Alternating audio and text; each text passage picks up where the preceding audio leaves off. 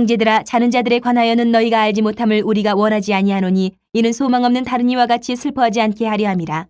우리가 예수께서 죽으셨다가 다시 살아나심을 믿을진대 이와 같이 예수 안에서 자는 자들도 하나님이 그와 함께 데리고 오시리라. 우리가 주의 말씀으로 너희에게 이것을 말하노니 주께서 강림하실 때까지 우리 살아남아 있는 자도 자는 자보다 결코 앞서지 못하리라. 주께서 호령과 천사장의 소리와 하나님의 나팔 소리로 친히 하늘로부터 강림하시리니 그리스도 안에서 죽은 자들이 먼저 일어나고 그 후에 우리 살아남은 자들도 그들과 함께 구름 속으로 끌어올려 공중에서 주를 영접하게 하시리니 그리하여 우리가 항상 주와 함께 있으리라. 그러므로 이러한 말로 서로 위로하라. 형제들아, 때와 시기에 관하여는 너희에게 쓸 것이 없음은 주의 날이 밤에 도둑같이 이를 줄을 너희 자신이 자세히 알기 때문이라. 그들이 평안하다 안전하다 할 그때에 임신한 여자에게 해산의 고통이 이름과 같이 멸망이 갑자기 그들에게 이르리니 결코 피하지 못하리라. 형제들아, 너희는 어둠에 있지 아니하며 그날이 도둑같이 너희에게 임하지 못하리니 너희는 다 빛의 아들이요 낮의 아들이라. 우리가 밤이나 어둠에 속하지 아니하나니 그러므로 우리는 다른 이들과 같이 자지 말고 오직 깨어 정신을 차릴지라.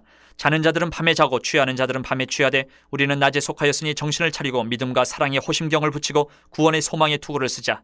하나님이 우리를 세우심은 노하심에 이르게 하심이 아니요 오직 우리 주 예수 그리스도로 말미암아 구원을 받게 하심이라. 예수께서 우리를 위하여 죽으사 우리로 하여금 깨어 있든지 자든지 자기와 함께 살게 하려 하셨느니라.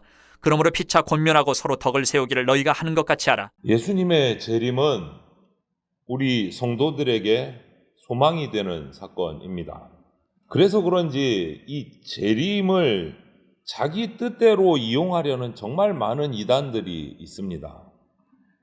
그들은 하나님의 이 재림의 비밀을 정말 아전인수격으로 자기 마음대로 해석을 해서 갖다 붙이려고 해요. 그렇기 때문에 우리 성도는 예수님의 재림에 대한 이 사건을 성경적으로 분명하게 알고 있어야 돼요. 성경적으로 분명하게 알고 있어야 돼요. 그래야 미혹되지 않을 수 있습니다. 먼저 이 재림을 생각하려면 부활부터 시작해야 돼요. 부활과 재림을 따로 이렇게 떼어놓고 볼 수가 없는 거예요. 부활과 재림은 같이 연결이 되기 때문에. 먼저 4장 13절부터 18절에 이 죽은 자들의 부활을 사도 바울은 이야기하고 있습니다. 예수님을 죽음에서 다시 살리신 하나님 아버지께서 예수님 안에서 죽은 사람들을 다시 살리신다. 여러분, 저와 여러분들이 예수님과 연합해서 살다가 예수님과 연합한 상태에서 육신의 죽음을 맞이하면 예수님 재림하실 때 다시 살아납니다. 그리고 예수님께서 재림하시는 날에 살아있는 자들은 새로운 변화를 입어서 주님을 영접하게 된다. 이것이 오늘 말씀이에요. 이것이 성경적인 부활의 재림의 모습이에요. 그렇기 때문에 예수님을 믿는 저와 여러분들 그리스도인들은 부활을 모르는 사람처럼 죽음 앞에서 슬퍼만 하지 말고 부활에 관한 말씀을 가지고 서로 위로하고 그 소망을 가지고 살아가야 됩니다. 왜? 우리 죽음 다음에는 부활이 있고 예수님 재림 때 부활할 것이 확실하기 때문에. 그래서 마태복음 18장 20절에 보면 부활하신 주님은 지금도 두세 사람이 주님의 이름으로 모인 곳에 함께 하신다라고 약속을 해주셨어요. 지금도 소망 없이 죽어가는 자들을 생명의 말씀으로 살리는 그 자리에 부활하신 주님 함께 하십니다. 그리고 지금 이 자리 살아있는 저와 여러분들, 살아서 예수님을 믿고 예수님의 인도를 받는 사람은 살아있든지 죽어있든지 예수님 재림하실 때 주님의 인도하심을 받습니다. 죽은 자는 부활해서 인도하심을 받고 살아있는 자는 새롭게 변화해서 인도를 받고, 죽음을 겪는 일에 대해서 인간적인 슬픔이 당연히 있겠지만 없을 수 없지만 그 다음에 부활이 우리에게 있다라는 것이 당연한 사실이기 때문에 주님의 재림을 기다리면서 부활의 소망을 품고 살아가야 된다. 그럼 재림의 얘기를 해보면 5장 1절부터 4절을 보면 가장 확실한 재림의 이야기는 이겁니다. 여러분 기억하셔야 돼요. 아시겠지만 예수님이 언제 재림하시나 재림의 시기와 때에 관한 일은 하나님 아버지의 소관입니다. 그 누구도 알 수 없습니다. 성자 예수님도 모른다 하셨어요. 하나님 아버지, 성부 하나님만의 소관이에요. 따라서 언제 오실까? 그때가 언제일까? 여기에 대해서 지나치게 호기심을 가지고 뭐 알려고 애써서는 안 돼요. 그럴 필요도 없고. 이 말은 예수님 재림의 때와 시기에 대해서 그냥 무감각해라, 무심해라 이런 뜻이 아니에요. 분별할 줄 알아야 된다. 분별할 줄 알아야 돼요. 왜냐하면 주님의 재림의 날은 도적같이 우리가 예측하지 못한 때에 오시기 때문에 분별을 잘해야 돼요. 아무데나 미혹돼서 넘어가면 안 된다. 다시 한번 말씀드립니다. 재림의 때와 시기는 하나님 아버지만 아십니다. 그렇기 때문에 이 재림의 때와 시기는 우리 인간에게는요, 모르는 영역이에요. 알 수가 없는 영역이에요. 하지만 분명히 우리가 아는 것도 있어요. 예수님은 재림하신다. 그거는 분명히 알아요. 언제 오시는 거는 우리가 모르지만 반드시 오신다는 것은 우리가 아는 거예요. 여기서 흔들리면 안 돼요. 이것이 성경적인 거예요. 그렇기 때문에 마태복음 6장 34절 말씀처럼 모르는 예수님의 재림의 때 때문에 막 애쓸 필요 없다는 거예요. 그것 때문에 우리가 뭐 걱정하고 근심하고 언제 오시나? 아니, 그럴 필요 없어요. 그거는 그냥 하나님 아버지가 하시는 일이기 때문에 하나님 아버지를 믿고 그냥 우리는 신경 끄면 돼요. 신경 끄면 돼요. 다만 오신다는 사실은 확실하기 때문에 맞이할 준비를 해야 돼요. 거기에 집중해야 돼요. 언제 오시나가 아니라 오실 때 내가 준비되어 있나가 중요한 거예요. 그렇기 때문에 오늘 하루 내게 하나님의 선물로 주어진 이 하루하루의 삶을 말씀으로 알려주신 대로 믿음과 사랑과 소망으로 살아갈 사명이, 책임이 우리에게 있는 거예요. 그것이 재림의 때를 준비하는 방법입니다. 아무도 모릅니다. 알 수도 없습니다. 예수님의 재림의 때는. 우리는 우리에게 허락된 범위 내에서 하나님께 맡길 것은 맡기고 겸손히 그 말씀을 받아들여야 돼요. 그렇다고 해서 재림을 두려워할 필요는 없어요. 언제 오실지 모른다고 해서 벌벌 떨고 그냥 그러고 사는 것은 잘못된 거예요. 왜? 오늘 말씀에 뭐라고 했습니까? 우리는 전부 어둠에 속한 아들이 아니라 빛의 아들이고 낮의 아들이다. 이렇게 말씀해 주셨어요. 빛의 자녀가 할 일은, 낮의 자녀가 할 일은 딱 하나예요. 빛나야 돼요. 어둠의 세상에서 빛나서 어둠을 밝혀야 돼요. 그게 우리가 할 일이에요. 그것이 재림을 준비하는 방법이에요. 빛나는 거. 기쁜 마음으로, 기대하는 마음으로 주님의 재림을 기다리면서 빛이 나야 돼요. 빛이 나야 돼요. 그것이 우리가 재림을 준비하는 삶이에요. 오늘 5절부터 8절이 그것을 얘기해요.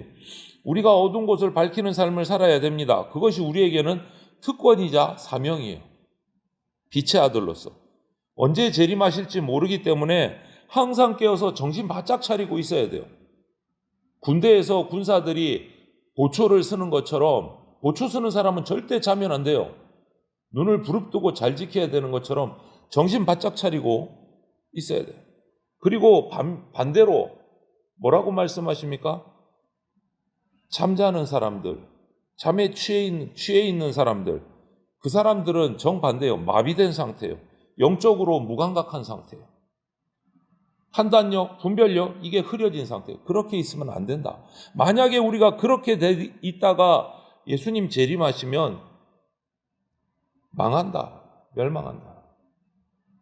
여러분, 우리가 만약 이렇게 영적으로 깊은 잠에 빠져 있다면 깨어서 정신 차리고 재무장을 해야 돼요. 그래서 바울은 이렇게 말하잖아요. 믿음과 사랑의 호심경, 구원의 소망의 투구로 무장하라.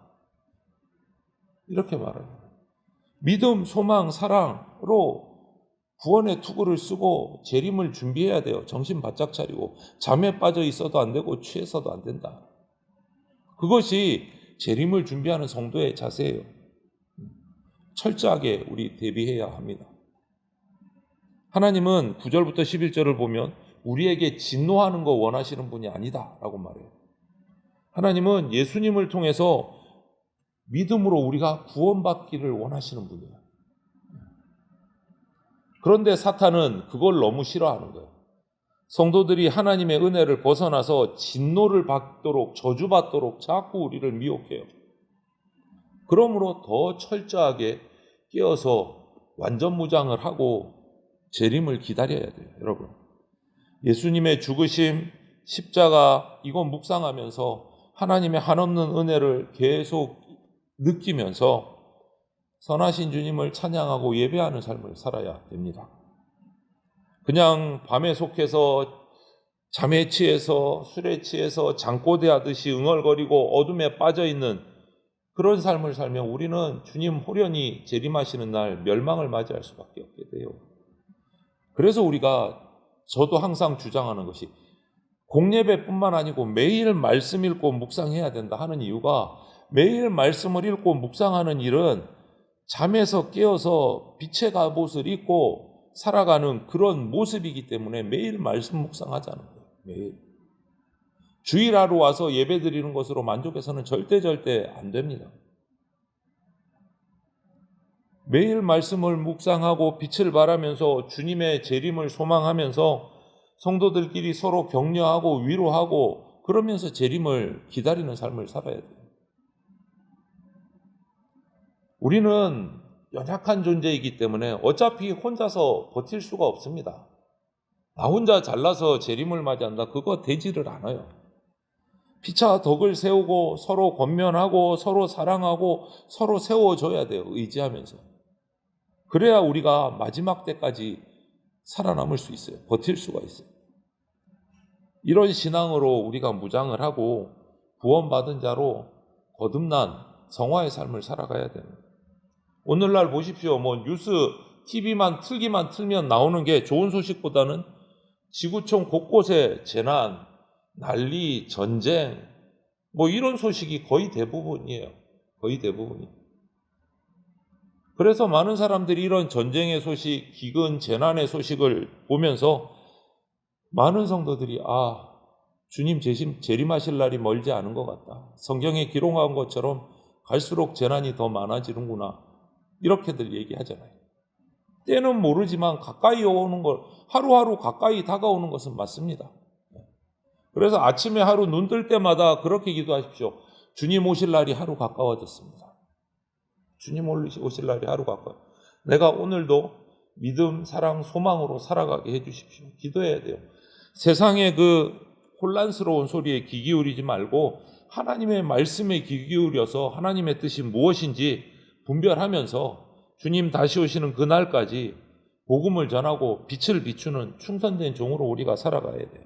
그래서 오늘 하루도 주님 오실 날이 하루 가까워졌습니다. 여러분, 이 하루도 주님의 재림을 소망하면서 준비하면서 믿음, 소망, 사랑으로 빛을 발하는 삶을 오늘 하루도 저와 여러분이 살아내시기를 주님의 이름으로 축원드립니다. 아멘.